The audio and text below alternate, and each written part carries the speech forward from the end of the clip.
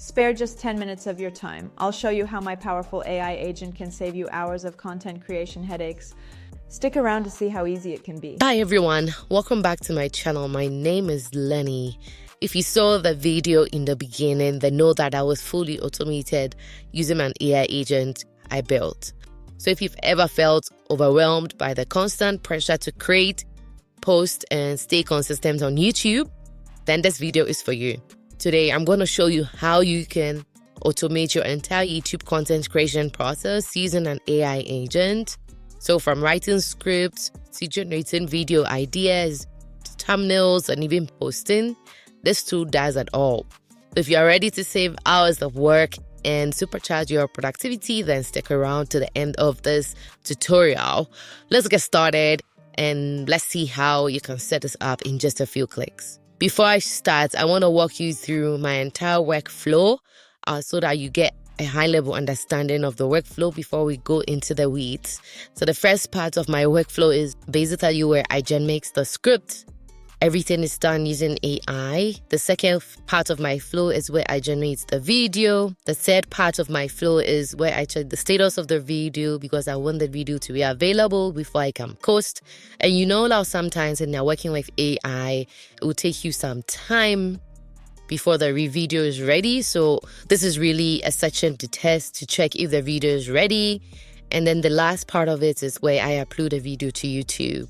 So I had about 4 different sections saying, so now that you understand the entire flow, I'm going to walk you through the tools you need. So first things first, because we are using a Google Sheet retriever, just make sure that you already have your Google API keys set up. If you don't have your Google API keys set up or you don't know how to set this app, let me know in the comment section below and I can do a video on that. They really need to have like your API keys from Google. Make sure that your API keys can access like Google Drive and Google Sheets so that you can call that API. The next step is to also have API keys for ChatGPT. To get API keys for ChatGPT, platform.openai.com. This you may have to pay, but if you have about $5, it should be fine. And then the next step is to use Faceless. So Faceless is the platform I'm using to generate all these videos. Faceless actually gives you API keys for free, so you'll be able to generate up to 5 minutes videos. I believe like you can generate up to 5 minutes worth of videos, and you have a free API key for that. So if you want to try it out, then you can go to platform.faceless.io. I'm going to leave a links to all this in the description box as well, or just navigate down to the API key section and then you click on create new key. You give it a name, maybe n8n app, and then you create API key. And then need to really copy this API key and use it in all their workflow.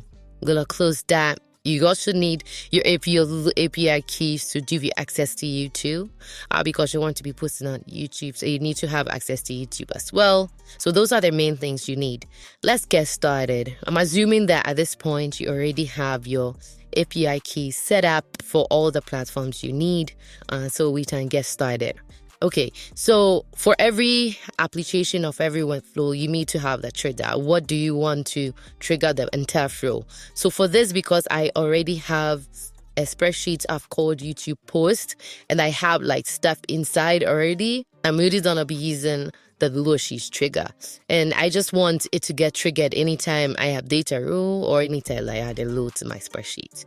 So I'm gonna come in here and then I'm gonna go on app event and I'm gonna select Google Sheets and I'm going to say on Google added or updated. So I already do have my API set up. I already do have it's connected to Google Sheets. So I'll come down to documents and then I'm going to select YouTube post. And then from this, I'm going to select sheet 1 because that's the name of the sheet that has the content. And then I'm going to come back into n8n and I'm going to click on fetch test event.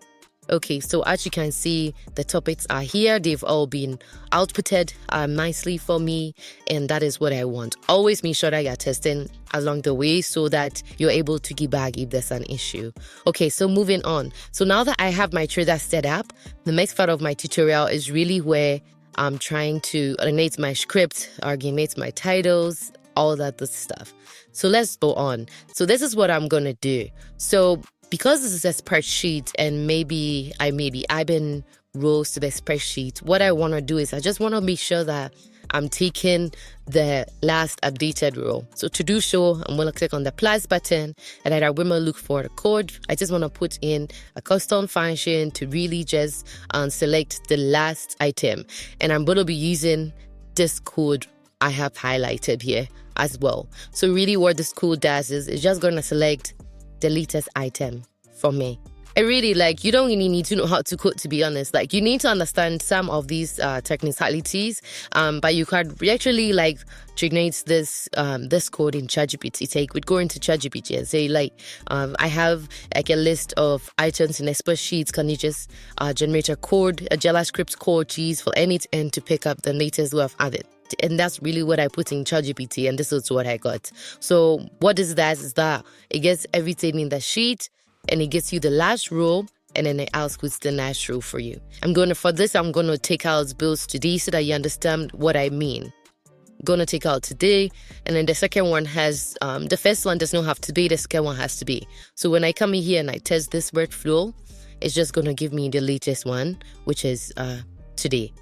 So that works fine. I'm going to go back, and then the next step in this particular tutorial is where I'm going to call my AI agent, because I don't want to generate any scripts myself. I really want the agent to generate the scripts for me. So I'm going to click on this plus button here, and I'm going to click on Advanced AI Agent. I'm going to click on AI Agent, and I'm going to select the Tools Agent. And for the source, I'm going to define below.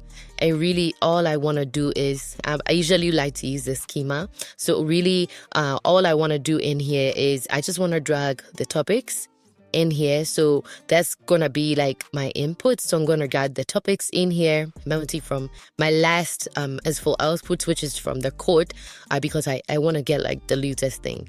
I'm gonna go back, and then the next step is I'm gonna add a system message. So this is the command you want to give into ChatGPT, or the prompt. I'm just gonna copy this and then I'm gonna put it into ChatGPT to enhance it. I want it to include the title, description as well. Okay, so as you guys see, it's really given a detailed instruction, which is the title, the description, and the narrative script. So I'm just gonna copy this instruction here, and I'm gonna put it in here. I can't test this step yet. I need to connect it to the chat model. So chat model, again, I'm going to be using OpenAI because I have the API keys for that set up already.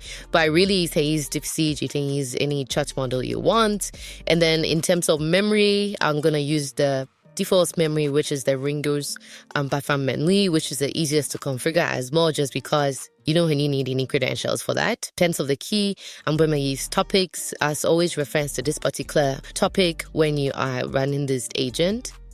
And then in terms of the tool, I really want to pass this through an output parser. So because I'm having 3 different outputs coming out of this, which is the script, the title, and the description, I want to pass it through an output parser. I'm just going to come into structured output parser. And really what I want to do in this structure is that I'm just going to find things like title, and I'm going to define the script.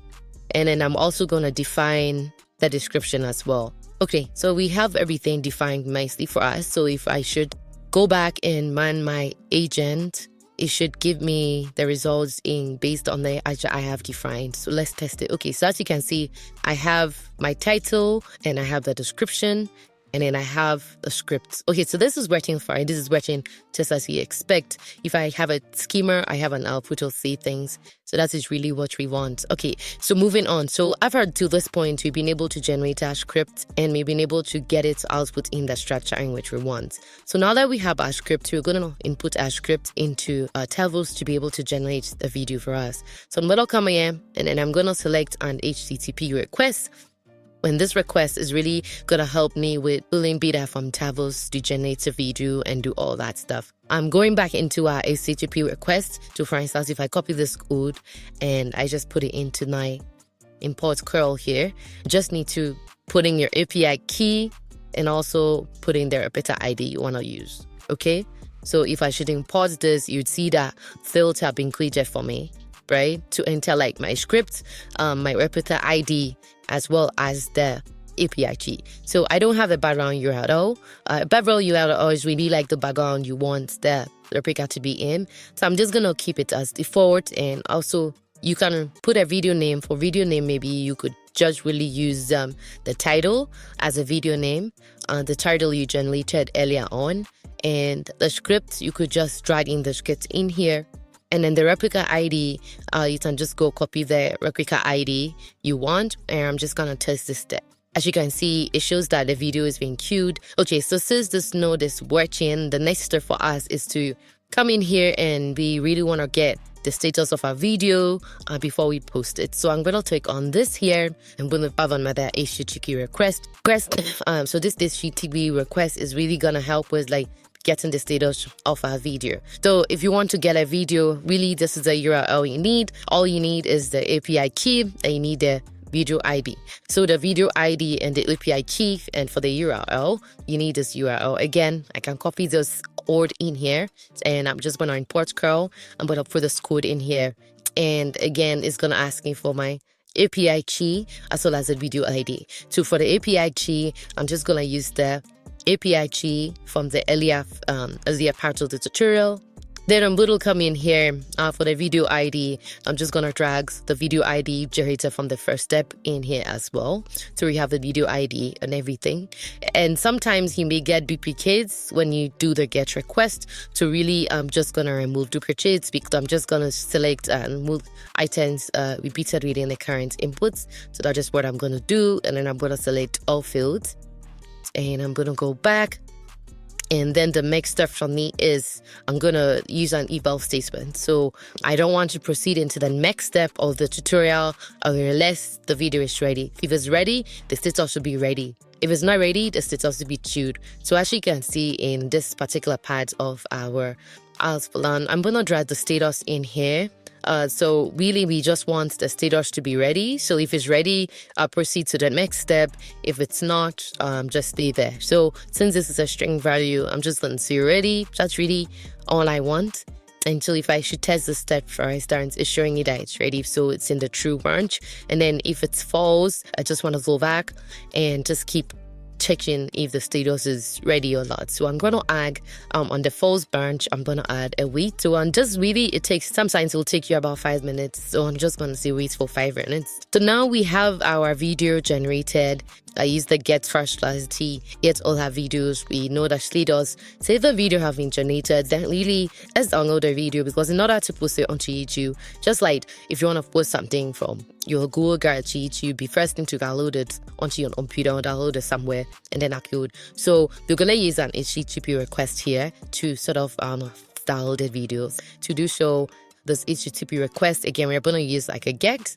In terms of the URL, if it's ready, it's going to give you like a download URL. Okay, so that is the URL you're going to be using if it's ready. So I'm just going to grab the download URL in here.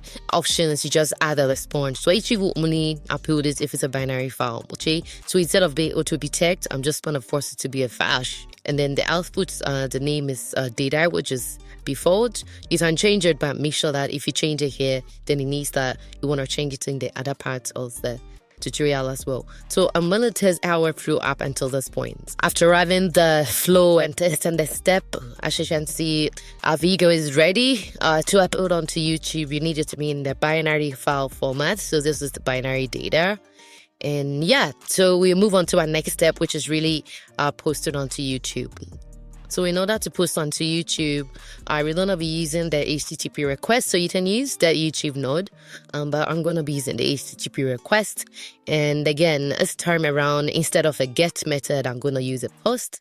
And in terms of like a URL, I'm going to be using the Google API scope that allows me to post on YouTube. So really, the upload type would be multi-type. And in terms of authentication, like I mentioned, you need to be authenticated on YouTube. So I'm going to be selecting the YouTube API. I already have my API keys ready and available to go. So I'm going to use the API key already set up. So for body characters, I'm usually going to define the n8n binary file. And for input data, I'm going to put data in here. And yeah, so if I should take her step right now, it would actually just post into my EQ channel. So let's try it out and see. Okay, so as you can see, our video has been posted. So we can come into our Lenny AI test channel I created. This is the output of our video. Spare just 10 minutes of your time. I'll show you how my powerful AI agent can save you hours of content creation headaches. Stick around to see how easy it can be. Okay, so that is it, guys. That is it for today's tutorial.